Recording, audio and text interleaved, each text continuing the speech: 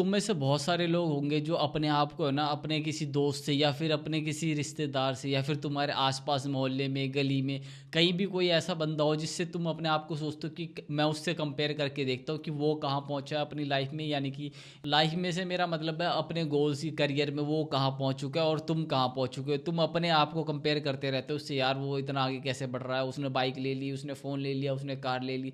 तुम खुद को है ना डेली उससे कंपेयर करते रहते हो और ये सोचते हो कि तुम उससे पीछे हो।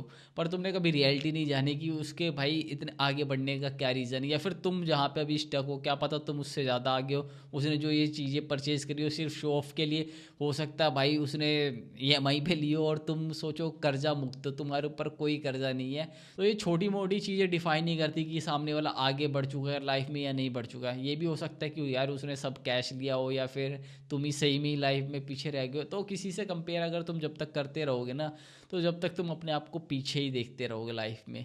क्योंकि at the end of the day भाई ये होता है कि ये जितनी भी चीज़ें हैं ना लाइफ में, जितने प्रोडक्ट्स हैं या फिर जिस चीज़ के लिए भी तुम काम कर रहे हो, रियलिटी में ये सारी कुछ नहीं है। ये सब जो कंपनीज होती है ना, इन्होंने तुम्हारे दिमाग में ये भर रखा है कि ये चीज़ें अगर तुम्हारे पास नहीं है, फॉर एग्जांपल भाई आईफोन जो कंपनी है उसने तुम्हारे दिमाग में भर रखा है अगर तुम्हारे पास आईफोन नहीं है तो तुम भाई काफ़ी आउटडेटेड फ़ोन यूज़ करो, एंड्रॉयड यूज़ करने वाले गरीब हैं। या फिर जो कार कंपनीज होती है उन्होंने खासकर जैसे तुमने देखा होगा ना, जैसे जर्मन कार्स होती हैं, तो उन्होंने आपके दिमाग में एक अलग ही इमेज बना रखी है, एक परसेप्शन बना रखा है कि जो जर्मन कार्स होती है, लग्जरी कार्स होती है, अगर तुम इसे बाय नहीं करोगे तो तुमने भाई जीवन में करा ही क्या है। तुमने उनके एड्स भी देखे होंगे ना, वॉक्स वैगन का हो गया या पोर्शे वगैरह का, उसमें एक छोटे से बच्चे को कार के शोरूम के बाहर खड़ा कर देंगे और सामने एक ड्रीम एज अ ड्रीम की वो उस बच्चे का ड्रीम है वो कार खरीदना। रियलिटी में सब मार्केटिंग टैक्टिक्स होती हैं भाई। तुम खुद सोचो, तुम दिल्ली में रहते हो, मतलब दिल्ली में तुम नहीं रहते, दिल्ली में मैं रहता हूँ। अब दिल्ली में कितने लोगों पे भाई करोड़ों की प्रॉपर्टी और कितने लोग गरीब हैं,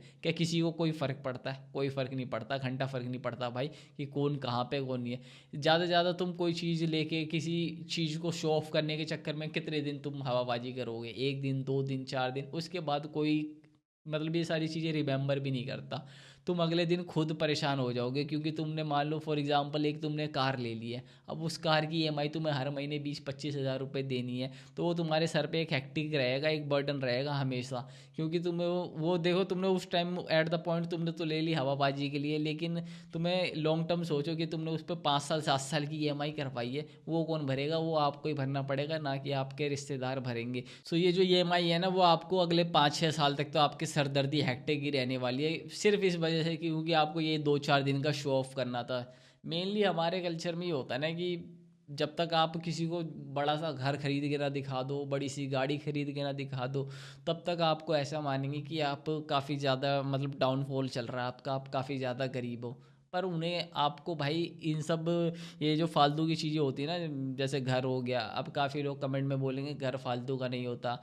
तो भाई होता है फालतू का, अगर तुम्हारे पास पैसा है तो तभी खरीदो, अगर तुम उसे ईएमआई पे खरीद रहे हो तो वो घर फालतू का ही है। अगर ऑन पे कैश खरीद रहे हो, तुम्हारे पे उतना एट द टाइम पैसा है, तुम खरीदते हो तो वो सही है, फिर उस चीज़ के लिए मैं मना नहीं कर रहा। लेकिन अगर तुम उसे ईएमआई पे खरीदते हो तो वो फालतू का घर है। तो मैं कंटिन्यू करता हूँ आगे। तो ये सारी चीज़ें जो होती है ना, कार हो गया, बाइक हो गई, घर हो गया, जो दूसरों को बेसिकली दिखाने के लिए चीज़ें होती हैं, वो चीज़ें वेस्ट ऑफ मनी ही होती हैं। इंसान की बेसिक नीड क्या होती है? सिर्फ तुम्हें बेसिक नीड पे ही फोकस करना है। हाँ, बैंक बैलेंस आपको अपना बढ़ाते रहना है, क्योंकि at the end of the day आपको सिर्फ आपका बैंक बैलेंस ही आपको बचा पाएगा, ये सारी चीज़ें नहीं बचाने वाली।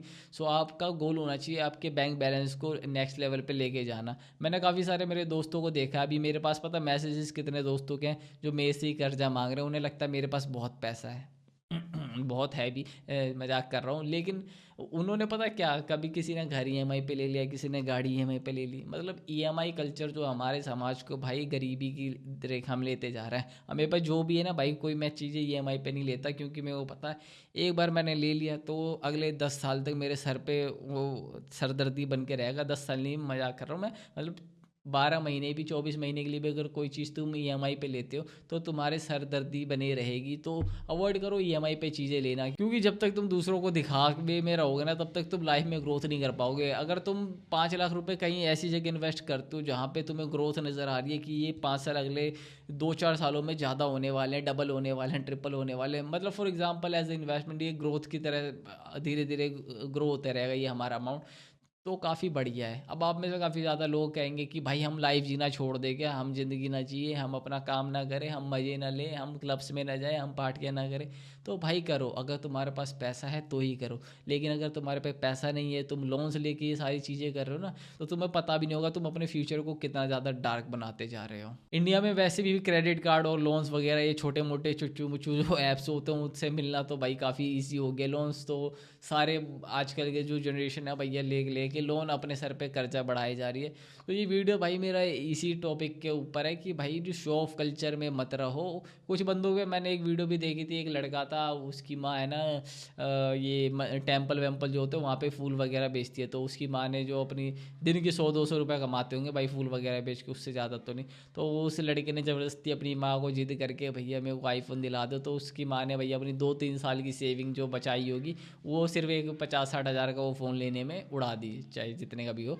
और आप में से भी काफ़ी ज़्यादा लोग होंगे जो भाई दूसरे को PS5 लेना है, PS6 लेना है। तो मेरे भाई क्या करोगे तुम PS5 का, PS6 का, अगर तुम्हारे अकाउंट में पैसा ही नहीं होगा। और मेरी एक चीज़ है, हमेशा मान के चलना कि अगर तुम्हारे अकाउंट में एक तरफ 10 लाख पड़े और दूसरी तरफ 10 लाख की गाड़ी पड़ी है, तो तुम किस में ज़्यादा फील सिक्योर करोगे, किस में तुम्हें ज़्यादा कॉन्फिडेंस आएगा ना, तुम खुद देखना। अगर तुम साइकिल पे भी चल रहे होगे ना, तो और तुम्हारे अकाउंट में 10-20 लाख रुपए पड़े होंगे, तो तुम ज़्यादा टेंशन फ्री होगे, तुम्हारे दिमाग में है ना ज़्यादा मतलब कॉन्फिडेंस होगा और काफ़ी ज़्यादा तुम अपने आप को कॉन्फिडेंस फील भी करोगे। वहीं अगर तुम्हारे पास 10 लाख की गाड़ी है और तुम ऐसा सोच रहे हो कि तुम्हारे पे कॉन्फिडेंस आ जाएगा गाड़ी में बैठ के, सो नहीं आने वाला भाई, अगर जब तक तुम्हारे अकाउंट में पैसे नहीं है। और जिसके अकाउंट में पैसे और वो साइकिल पे भी चलेगा तो भाई फुल कॉन्फिडेंस में रहेगा। अगर उसकी टी शर्ट का कलर भी उड़ा हुआ है ना, 10 साल से एक ही टी शर्ट पहन रहा है, तब भी उसमें कॉन्फिडेंस है ना उस 10 लाख की गाड़ी वाले से ज़्यादा होगा, क्योंकि वो जानता है at the end of the day भाई वो पैसा ही उसके काम आने वाला है, वो कभी भी कुछ भी कर सकता है क्योंकि उसके पास पैसा है। और अगर आपके पास गाड़ी है तो आप यहाँ से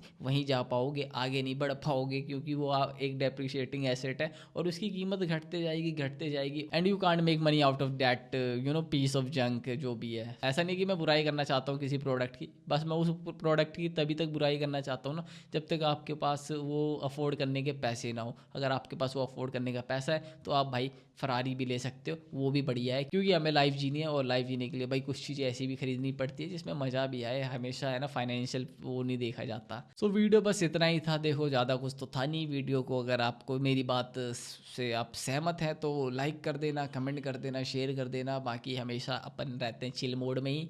So you can subscribe our channel, like our videos. Thank you. Thanks for watching. See you in the next one. Bye.